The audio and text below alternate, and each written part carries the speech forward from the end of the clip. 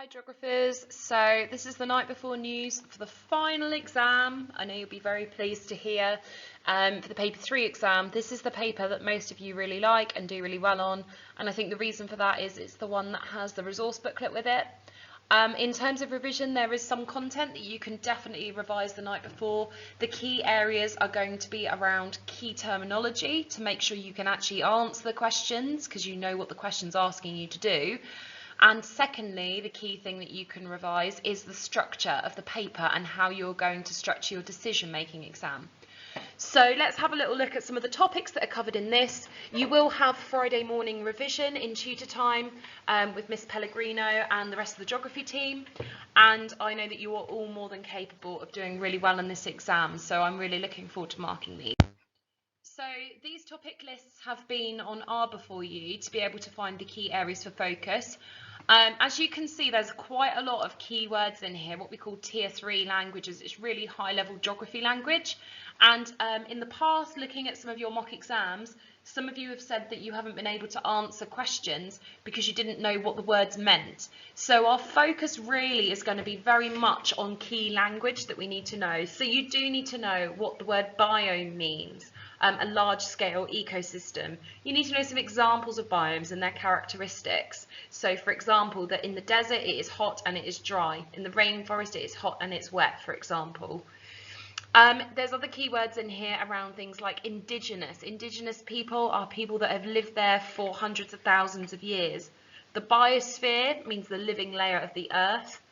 Goods and services. Goods are things we can take. Services are things that trees actually do without us really being able to see it, so that they are breathing things, for example. They're breathing out oxygen. We can't see it, but it's a service that they provide for us. And commercial interests is basically large scale being able to sell things like logs, for example, or farming at a commercial scale. Demand for resources, you need to know that it's increasing as population increases and people become richer or more affluent. You need to know your Malthus and your Boserup. So Malthus is doom and gloom, and Boserup said, don't worry, we will bring in new technology like combine harvesters, and we will be able to produce food on a mass scale to meet the needs of the people. You can see that you then need to know about the characteristics of the tropical rainforest, nutrients, how they move around the cycle, and the stores of soil, biomass, and litter. You need to know some plant and animal adaptations in the tropical rainforest. Direct threats means things that people do that they know it's actively going to have an impact, like deforestation is a direct threat. An indirect threat, for example, is something like climate change. It's something that happens because of the deforestation. Solutions and management, so ways in which they're using ecotourism, for example, to manage deforestation. The characteristics then of taiga forests. The taiga forests are the colder ones that we find across Russia and North America, and their nutrient cycle is much slower, mainly because the temperature's colder and it's also a bit drier too. Then you need to know the same, plant and animal adaptations and solutions and management of the taiga forest. The last section is really important, and it's probably the biggest section of the paper as well. You need to know about energy, renewables and non-renewables, recyclable and sustainable energies. We need to think about energy production, the impact that oil drilling has, fracking has on the environment, for example. Why some countries at a lower level of development have oil but cannot access it. A really good reminder here is a country like Nigeria. They've got loads of oil, but Shell are working in Nigeria to extract it because Nigeria didn't have the technology to be able to do that themselves. Consumption means how much we use of something. Production means how much we make of something. And when we think about around the world, who is consuming the most oil, it's mainly used by the richer countries and emerging countries because of things like transport, which is so much more advanced, factories manufacturing things. But we don't have the production levels to keep up, and so we have to buy energy from many different countries, and that's the case around much of the world as well.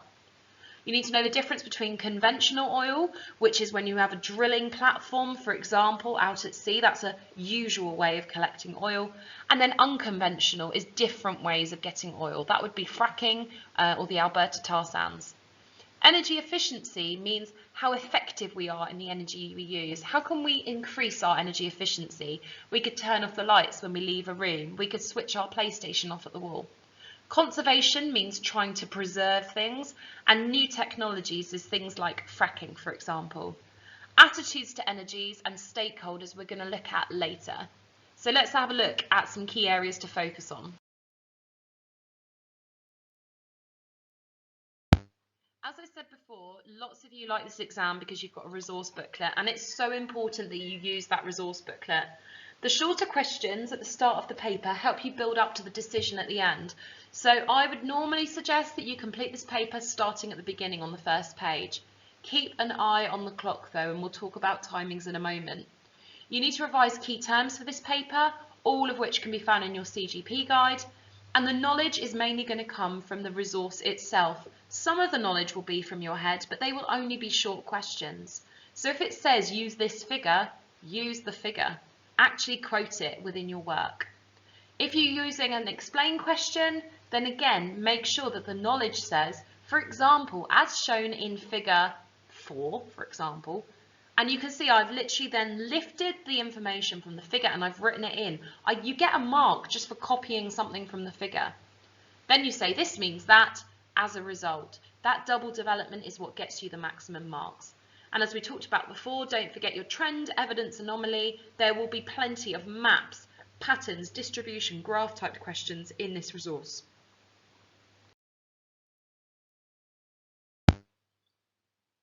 In your CGP guide, if you look at page 87 to 115, you will find all of the topic areas for this exam.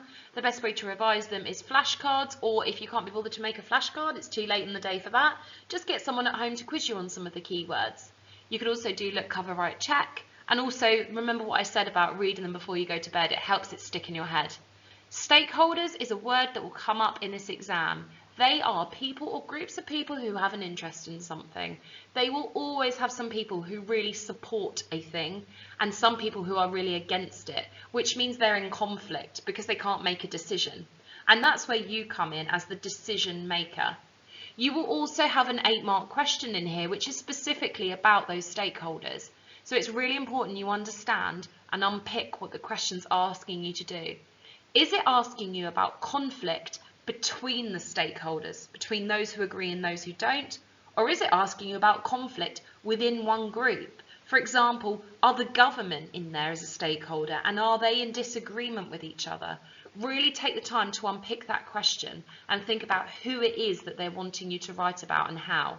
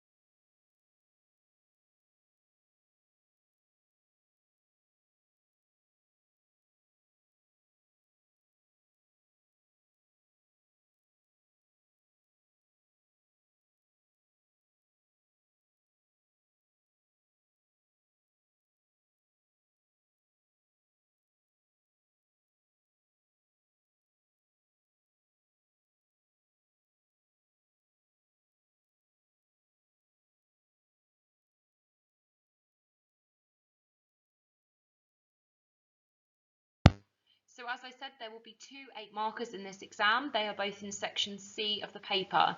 So in terms of the paper, the start, section A and section B, they are short answer questions, maybe some multiple choice, maybe looking at a graph and unpicking the pattern.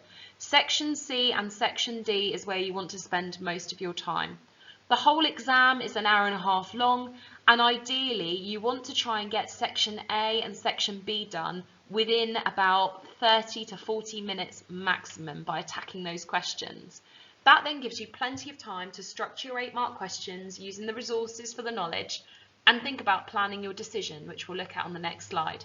It's so important to bug these key questions. Box the command word, underline the geography, and ensure the facts when you're planning come from the figure. I cannot tell you how important it is to literally copy from the figure in these questions. It will tell you what figure to look at. Again, if you're in a panic situation and you do not know what to do, you're going to cross out the word assess, you're going to change it for an explain, and you're literally going to give me 2 facts from the figure that it tells you, and you're going to develop them saying this means that. Again, you're going to try and put a conclusion on the end and decide which of the 2 facts you feel is the most important or most significant and why. Thinking about the scale or the amount of people it affects or how long term that problem is going to be. The last couple of slides are about the decision, which is a 12-mark essay with 4 marks for SPAG. It's really important that you hear me when I say you cannot get the decision wrong. Whatever option you answer, you can get full marks on it, and I think that's what makes geography quite a special exam paper in this sense. There will always be one option which is about stopping everything. This always has a negative impact on money because normally it's stopping production of oil in some way. But it will have a positive environmental impact. Then you'll be having an option which is about slowing down production or reducing damage to the environment. That's what's usually the easiest one to choose because the country's still making money whilst the environment's improving. Then there will be a third option, which is usually to continue as usual or expand production, and this obviously has a great economic advantage, but it causes loads of damage to the environment. It is so important before you make a decision that you really unpick who is this decision for? Who do they want it to benefit? If it's the government, they're going to want as much money as possible and not really care about the environment.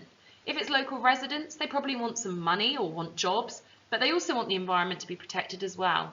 If for any reason it's a local charity or an environmental group, they're most likely going to want to stop everything and preserve habitats.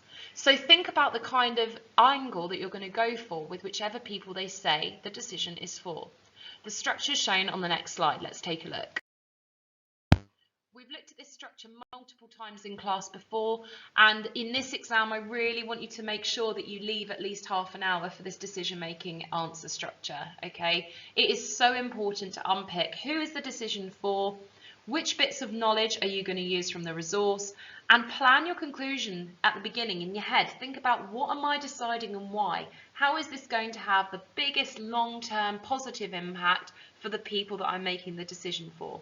You need a paragraph on the main significant reason why you chose your option, leave a line.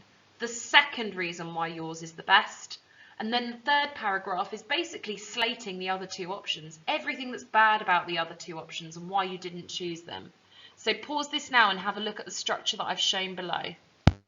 Lastly, a final reminder, so we've got intervention that obviously is happening in tutor time because this is an AM exam, so we will do some keyword quizzing stuff with you in the morning, but you've got your green revision guide for resources, you've got these posters on all of the doors if you're still stuck for where to find extra support, or please just ping us an email, we're more than happy to help you as well.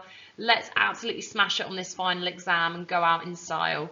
I'm really looking forward to having a look at what you produce in these. Well done, Year 11.